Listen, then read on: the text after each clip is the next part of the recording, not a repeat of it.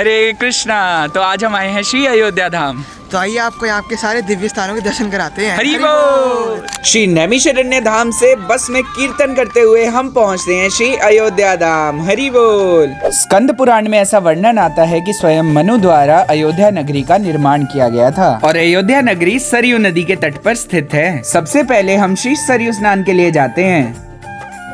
जब मनु ने इस अयोध्या नगरी की रचना की तो महर्षि वशिष्ठ ने उन्हें कहा कि जल का स्रोत भी यहाँ लेकर आए। तो उन्होंने यहाँ से उत्तर की ओर एक तीर छोड़ा जो कि मानसरोवर तक गया। वो तीर सीधा मानसरोवर के बांध से टकराया और वहाँ से एक जल का स्रोत उत्पन्न हुआ। बाण को सरह कहा जाता है और उस बाण की दिशा में जो जल प्रवाह होकर आया उसे सरयू नदी के नाम से जाना जाता है। सरयू मैया की जय। अयोध्या धाम की जय।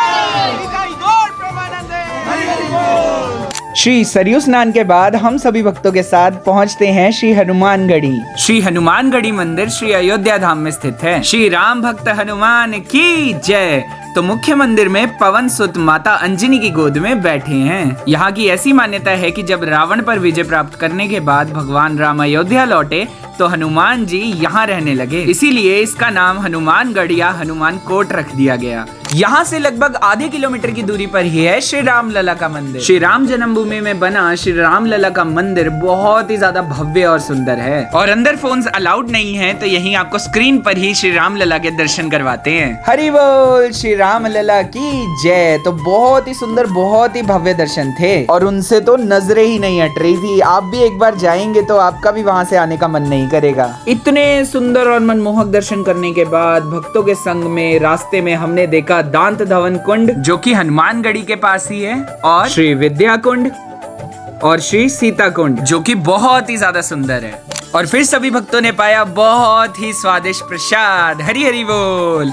फिर सभी भक्तों को सौभाग्य प्राप्त हुआ हिज होलीनेस भक्ति पद्म सौरभ प्रचारक स्वामी महाराज के श्रीमुख से श्री राम कथा श्रवण करने का। आपको सुना सुना के सुना तो ब्लिसफुल यात्रा के संग महाराज के मार्गदर्शन में हम पहुंचते हैं श्री चित्रकूट धाम। श्री चित्रकूट धाम की जय। यहाँ पर सबसे पहले हम दर्शन करते हैं श्री राम घाट के, जहाँ पर सभी भक्तों ने प्रणाम कर कर आचमन भी किया। फिर बोट्स में बैठकर सभी ने किया हरिनाम संकीर्तन और किए मनमोहक दर्शन। हरि बोल।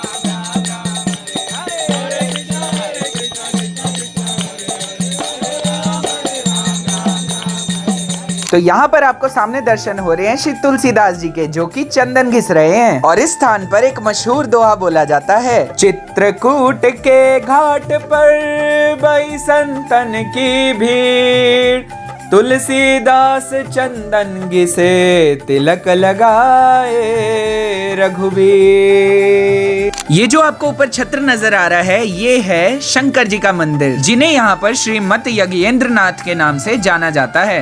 अब आप कर रहे हैं उस घाट के दर्शन जहाँ पर श्री रामचंद्र ने महाराजा दशरथ का तर्पण किया था। अब आप दर्शन कर रहे हैं उस घाट के जहां से केवट ने श्री रामचंद्र, लक्ष्मण जी और सीता मैया को नदी पार करवाई थी।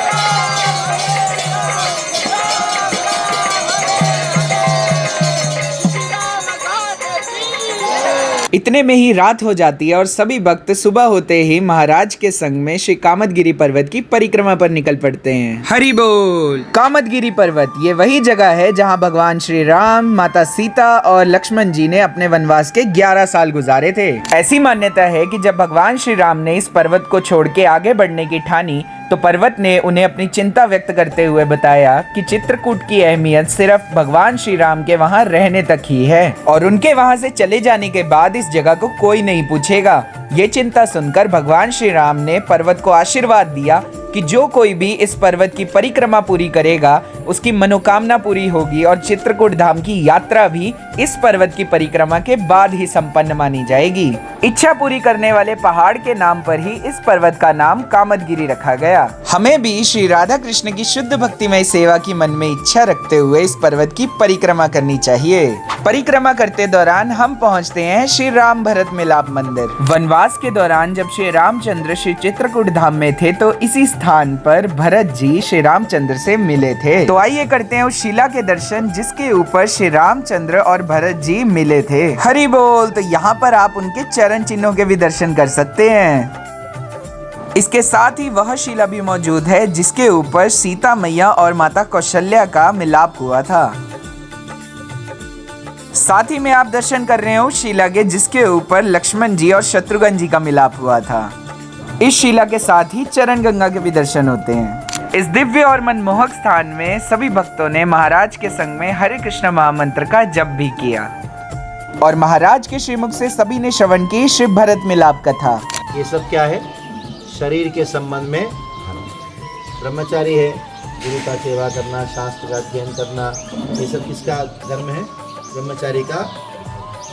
वानप्रस्थ का धर्म क्या है? इसी स्थान पर भगवान रामचंद्र ने भरत जी को अपनी खड़ाऊ भी दी थी। इतने सुंदर और मनमोहक दर्शन करने के बाद सभी भक्त पुनः परिक्रमा मार्ग पर निकल पड़ते हैं।